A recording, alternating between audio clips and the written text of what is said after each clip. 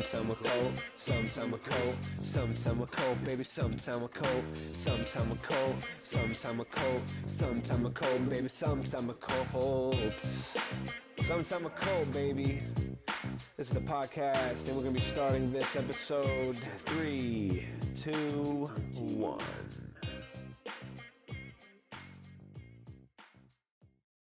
I was playing it casually around him. He's 4 years old.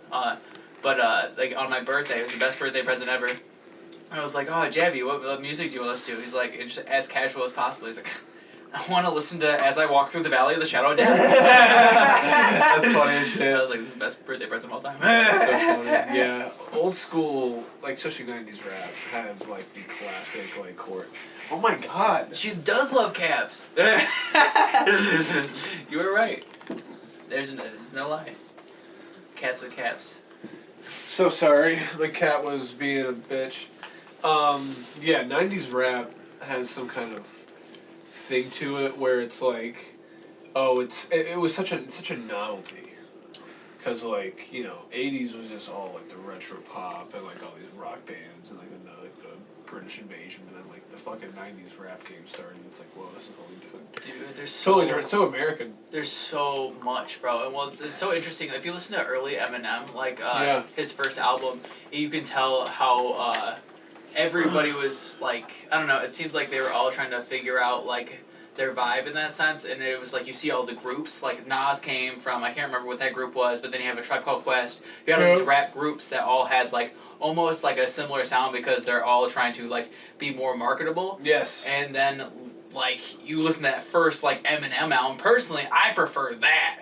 Like he's cool. Like his like the rest of his shit like. When he like really became like MTV Eminem, right? It was fire, like it was amazing, but at the same time that was just so commercialized and like beat into our brain that I hear like that old like early Eminem on Infinite, and I'm like, holy shit, he sounds like fucking like a Tribe Called Quest or like other '90s groups, and I'm like, oh, that's so sick because I just love that sound. Yeah, I like. I also another thing with '90s hip hop and everything with that era of music was like the battle of like L.A. and New York, like East Coast and West Coast, like NWA, and then like the other people.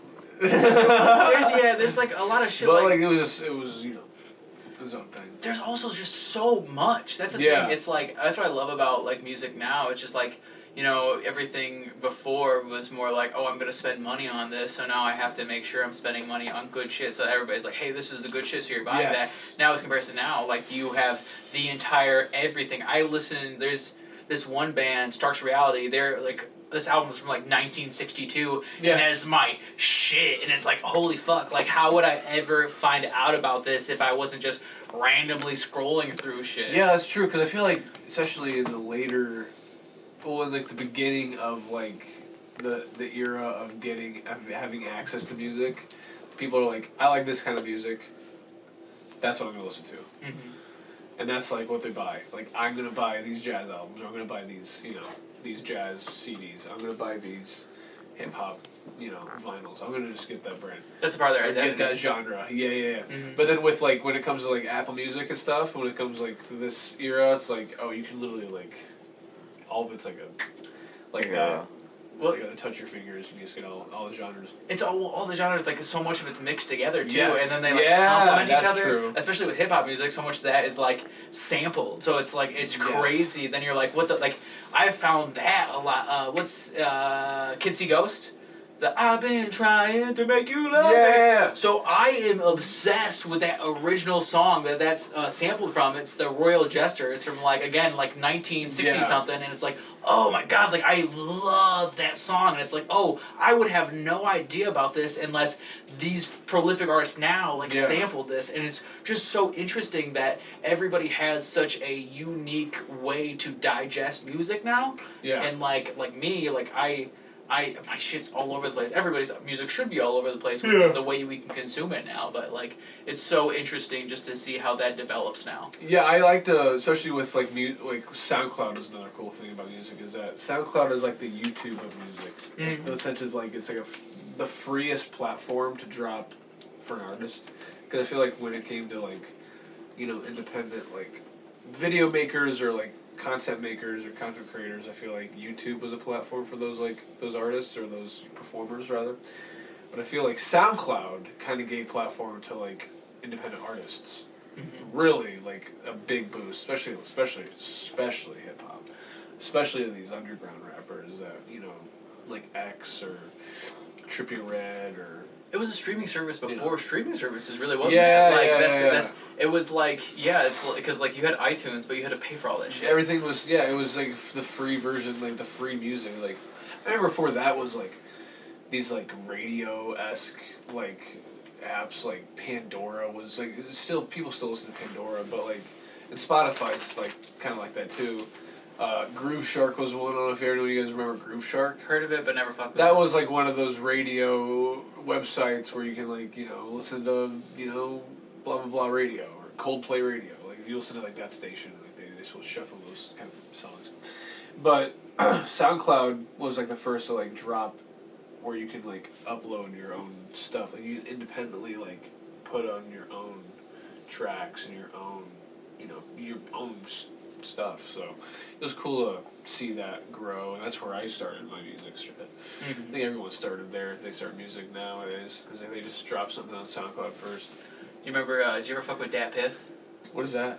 Okay, so Dat Piff was the most well-known, to me, from my knowledge anyway, mixtape, like, platform for, like, rappers. So, like, Mac Miller dropped a bunch of stuff on, like, Dat Piff. I never heard of that. Oh, so many, Gucci Mane, like, the list goes on. Like, Dat Piff, like, in, like, 2009 era, I'm gonna say. I might be completely butchering this, but, like, from the way I, like, was digesting music and digging to find music that I wanted to listen to, I figured out, oh, Dat Piff, that's where artists released their free music when we were still in the hardcore era right before streaming, and you were like, get iTunes, you have to buy shit. It's like, oh, I can go to Dat Piff, and then I can download this mixtape. That was almost like, I also think that's really weird. Like, hey, I'm going to release an EP, or I'm going to release a mixtape, and then I have my album. Yeah. Which I get, but, like, there's so many good mixtapes. I don't even see that as a good thing to do as an artist, because it's so much music you're putting out in this short amount of time. Because especially with, like, see, a mixtape is one thing if you're, like, dropping something, like, here's a different shit of sounds. But an album is like a feature film. Or like a special. Yeah. You know what I mean? Like, it's something that's curated in its own. It's like its own event. It's an event in itself. A mixtape is like a scrimmage game type vibe. It's like an exhibition, if you will. Experimental. Like, hey, I'm developing this new sound, or like testing out these waters. Yeah, I'm dropping this. This is some unreleased stuff. This is a freestyle. I recorded this. Whatever. So that's how I see mixtapes. Kind of like like you said, an experimental project to drop, to show. Hey, this is what I've been working on. Maybe you'll see kind of this kind of sound in my upcoming project or something like that. That's how I see mixtapes. And I think SoundCloud is actually where most artists these days, big artists, especially like, I remember like Drake dropped like something on SoundCloud. Just a mixtape only on SoundCloud. And it was like, SoundCloud only. It was only on SoundCloud. And it was like just a bunch of different drill shit. But it's, it's SoundCloud, it's whatever. You're not distributing it really, it's just a free platform. Well, it's interesting to see how, like, everything, obviously technology has just progressed so fast in so many different ways that it's like fucked up so many industries, like especially music. But then like you see now with like me personally, and this could just be the way I digest music, but I just randomly scroll through Spotify. Sometimes I really dig and go to like certain specific websites that I know have specific tastes that whoever curates those. Those are probably gonna slowly die out though. Right. But like I just go through singles. Like, I will listen to a song, and I'll be like, man, I really like that. Then I save that. It's fine. Fucking invincible. I didn't feel anything. I'm fucking numb. Alright? Dead inside. You good? So then I have, like I just have my saved like list in my like of singles in my Spotify, Yeah. and then eventually I'll go through that artist's whole album and experience what the whole flow of that album Yeah, supposed to be. yeah. So now I have this curated like list of music that now is like its own personal album for random artists all the time, and it's like, whoa, it's that is cool that every artist that you listen to, you have your own like Max Tidey playlist of that artist.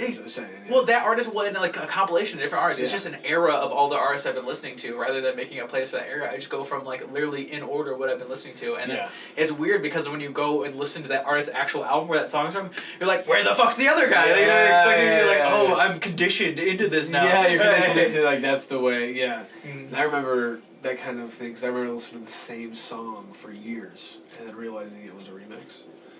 It was a remix version of the previous song, and then I listened to the original version, and I'm like, oh, the remix version is so much better. But then I keep listening to the old version back, and it's like, oh, this original version is like so much better. Exactly. So it's like, it's just I'm used to the first one. It's the matter of like what came first. It's like your ingrained preference for it. Well, yeah, and it's weird how like you can get so used to that, and then when you hear like, you know, I don't know what it's supposed to be, then you're like, like a good example of this. So back in when I was like BitTorrent, did you ever fuck with like torrents at all? Like that was a specific. So like I don't really specifically know. So torrents basically it was like illegal but legal Pirate Bay. Okay. Like so torrents were like legal to download, but other things weren't, if I'm correct. Like so you like I would just download discographies of like music, so like Tupac's, like everything, like I like fucking tons of different artists. I was like, I'm gonna listen to all the Isley Brothers or something like that. But then so I did this for one of Schoolboy Q's like original albums. And then do you know that song Blessed? By chance? By Schoolboy Q? You probably know if you heard it. Anyway. It's one of those songs if I heard it. Yeah. So I downloaded it. It's like, I know Schoolboy Q. Yeah, Schoolboy Q. But I downloaded that song. And then like there was this random guy that came and he was like, bitch, and I was like, oh, this is just how the song goes. And then I listened to my buddy's version. I'm like, where's the guy coming in to I was like, oh no, this guy legally like put his own ad-libs in Schoolboy Q shit, and then the illegal like stuff I downloaded had this guy's voiceovers on it, even though it's the original song. That's so funny to think, like, where's the guy yelling bitch at? Exactly. He's just like, he's like, I just want to be the hype man. Like, funny. I'm not gonna change anything. Because if you put enough, that is so funny. If you put enough ad-libs in it, it's your own song now. Because you have enough of your original content. No, 100%. Oh my god, I remember listening, because it's on SoundCloud too, because SoundCloud has a plethora of remix songs. The one I listened to was Big Sean remixed a song by someone, I forgot what it was. Maroon 5. I don't know what the song was, but it was by Maroon 5. And thank you. it was just, Big Sean was doing unnecessary ad-libs. Thanks, brother, appreciate it. Unnecessary ad-libs. The most unnecessary ad-libs. And it was like, that wouldn't even go. Thanks, Doug. But that's good beer. This wouldn't even go here. Like, this is like the most. Some songs you can tell that, especially remix songs. Thank you. You can tell like way too much ad-libs to like try to find your spot in this song that you're trying to make room for. It's just funny to hear that, especially Big Sean being a big artist. It's funny when you hear like there's this guy that I knew personally. And then he like randomly got into like rap, like wanted to be like a rapper, but then he took a bunch of well-known beats, but they just went over them. Oh. Like so, it's weird. Like you're like I don't know. You're like, hey, I'm just like starting to develop, like trying to figure out my voice in rap music. But then, now I have. Who was it? I can't remember his name off the top of my head. There was an artist, Joyner Lucas. You know Joyner Lucas?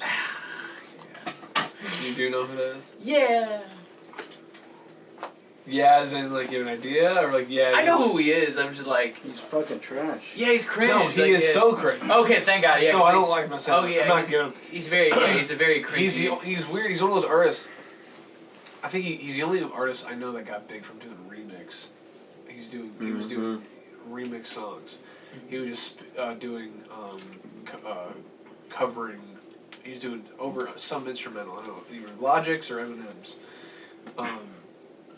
but he was just He Jordan did some Lucas. J. Cole covers and some. Yeah, he did, That's so funny. That's He exactly. did. Yeah, it's like you're only doing. He did a cover for over Gucci Gang too. Yeah, he's one of those just like fast rappers that only like it's like chop like really fast like He Logic did rappers. that Will Smith shit. You remember that Will Smith shit where he was like fucking talking about Will Smith, where he rapped over the Georgia Lucas. where he rapped over the fucking the Will Smith show intro. Prince of Oh. Bel Air. No, I haven't seen this shit. That's why like I don't fuck with Joyner Lucas like that. Like that's I heard it's like. Cause he's just again like Eminem was like, oh, Joyner Lucas is like, Yeah. and it's like, oh, it's because like he now falls in line with like your cringy brand Yeah. of like fast conscious like you Yes. know like intimate like weird rap, and I'm just like, Lyrical Miracle. wait, sorry, what, Eminem? No, Joyner Lucas Lyrical Miracle is what they call it. Oh, that's what they call that? Yeah, Lyrical Like Miracle. going like a fucking, fast fast and fast talking rap about, shit. like conscious shit. Yeah, dude. Like that's what Logic does, and that's what Logic had Peter Griffin on one of his songs. that right there is good. Yeah, Seth MacFarlane's fucking feature on Logic songs, because Seth MacFarlane's a jazz singer. That's that's why he has all that jazz shit. Yeah, that makes sense. Yeah, that makes sense. So like Logic's like, fuck it, let me have him do the chorus. Like that's so genius. That's pretty cool. I like shit like that. That Like, is so cool. fucking nothing That is is cool. gonna be as iconic as MF Doom having the Aquatine on fucking. Wait, like, what? MF Doom had Aquatine Hunger Force on Sofa King. It's like like the you ever heard the song MF Doom? Fuck with him at all? I didn't listen to any of them. No. Oh, oof. I know. Oh, it's okay. Yeah, everybody's He's gonna. one of those digest- artists that I was like, I'm upset that I still haven't like dove into his shit. There's so much music, man. Yeah. MF Doom's like my like one of my favorites, but at the same time, it's like I don't know. It's like it's weird. It's you know what you can only have people be like, oh, this is like ugh, so much, Yeah. you know, like, and that kind of ruins it half the time. Yeah. I'm like that with Drake.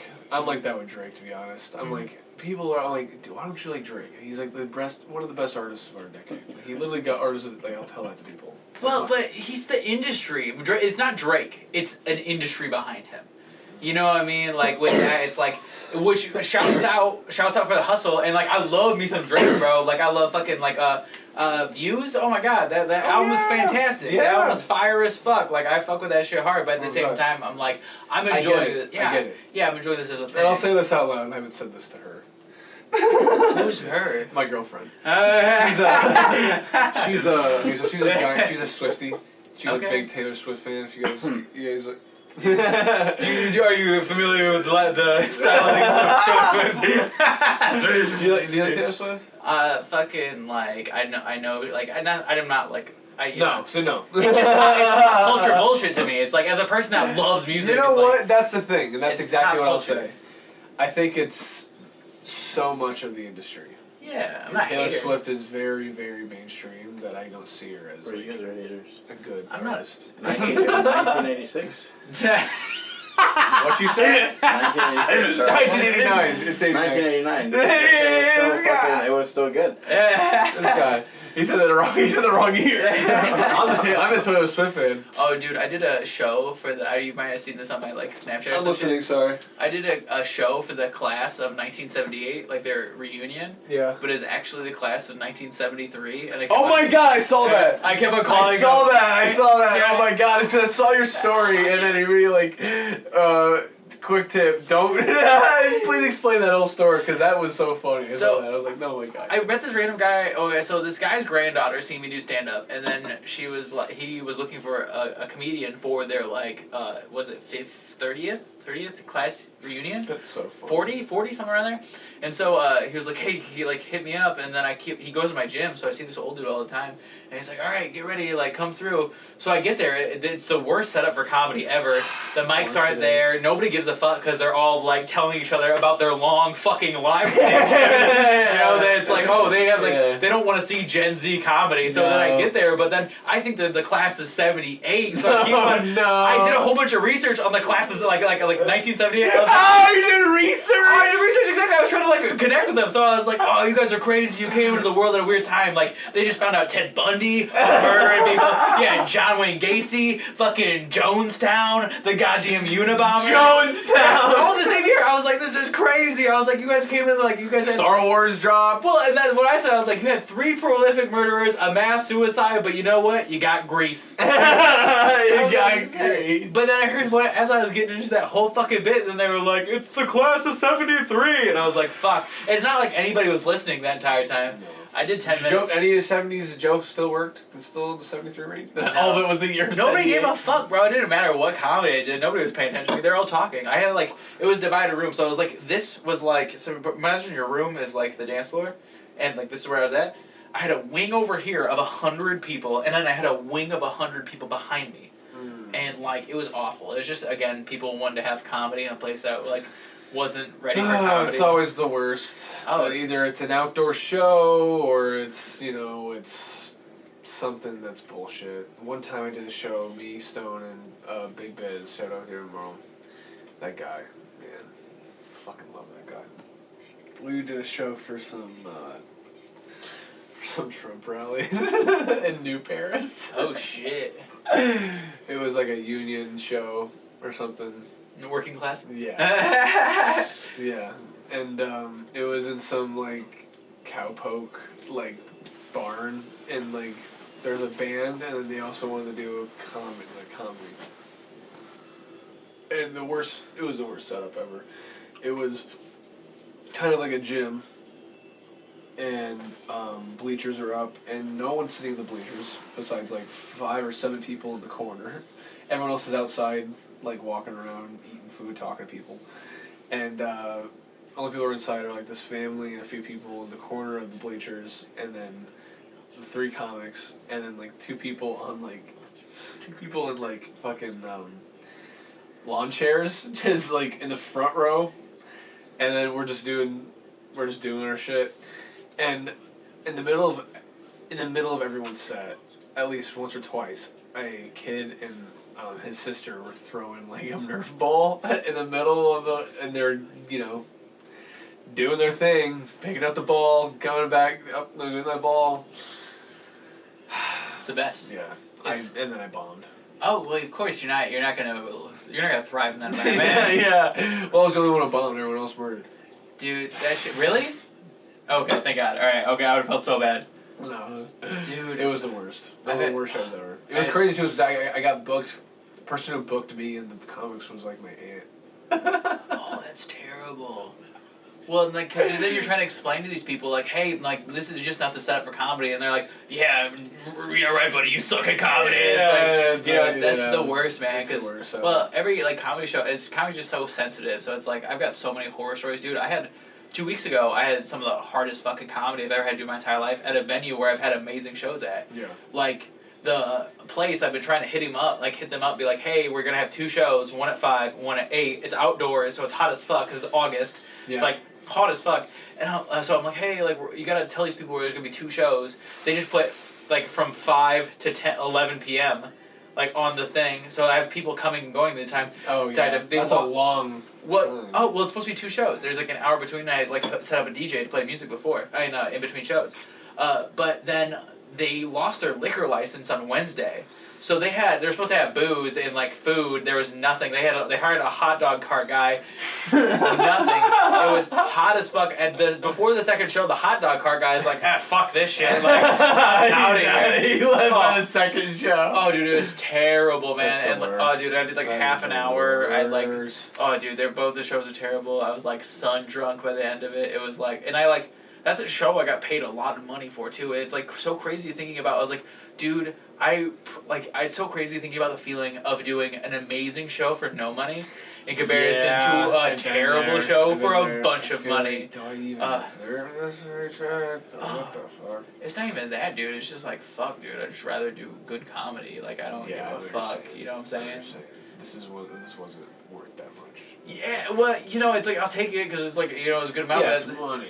But at the same time, it's just like, fuck, dude. Yeah, it was awful. It was such a weird experience.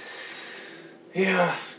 Comedy shows can vary, man. Especially, you know, whether it's outside, whether it's, you know, downtown, fucking the basement of a fucking hotel. Dude, Whatever.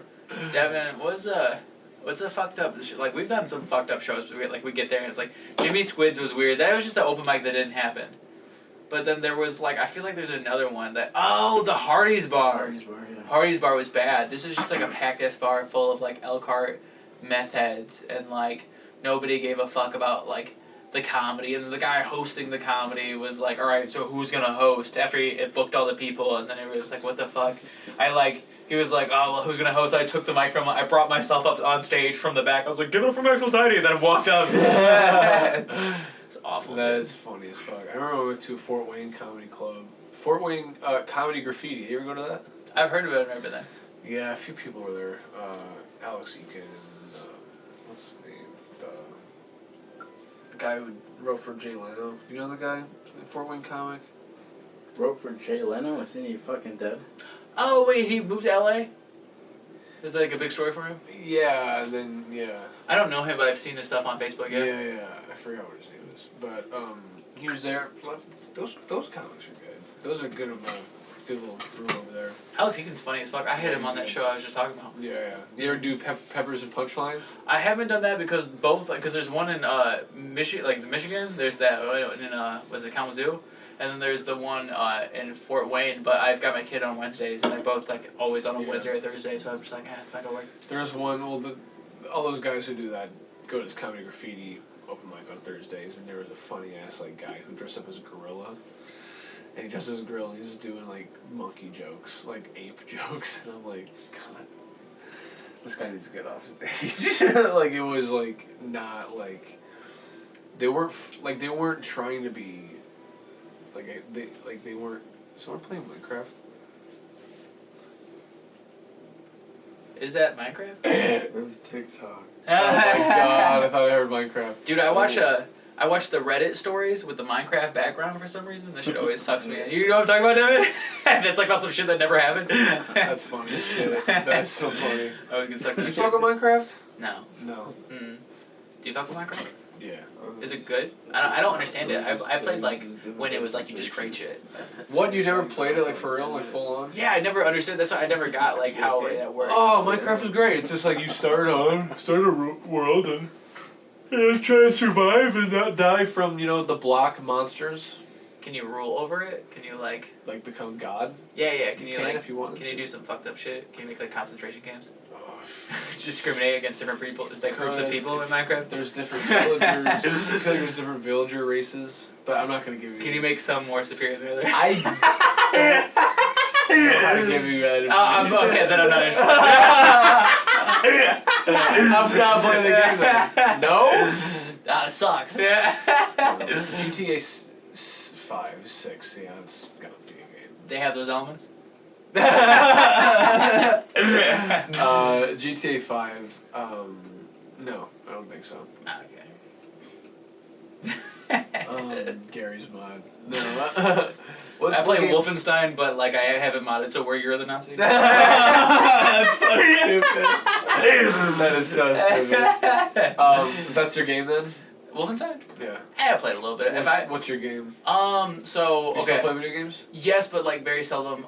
So like games that I'd like integrated into, like shit like that. I'm like, oh, this is For Honor. Did you ever fuck with that? Yeah. Okay, so that it's still going on, but very like not a ton of people play it. But it's an online multiplayer game. For Honor. What is that? So they have different group saves. Is it a shooter? It's a melee combat like game, and it's between like samurais, knights, and then fucking what's the other group? Jousting like a ninja? No, it's like if I'm playing a video game. Do you ever play the Arkham Knight games? Yeah. Okay, so those are some of my favorite video games ever. But that combat system is so broken. I can like Spider-Man when they came out with that. I love Spider-Man, but I breezed through those games because the combat system isn't very like technical. Complex. Yeah, so like For Honor, it's a very complex like melee combat system. So like if I'm playing something like that, the combat has to be really fun. Like even like GTA and shit like that, like that's not like the combat system, like the shooting isn't that like technical to me. Yeah, you need more like steps and shit. It just needs to have like more tactical elements. Like it has to be. Like, if you're playing a game, what's a good example of, like, well, For Honor is a great example, but we don't know that one. Fucking... Until Dawn? No, that's cool, but I'm talking, like, literally, like, the physical fighting.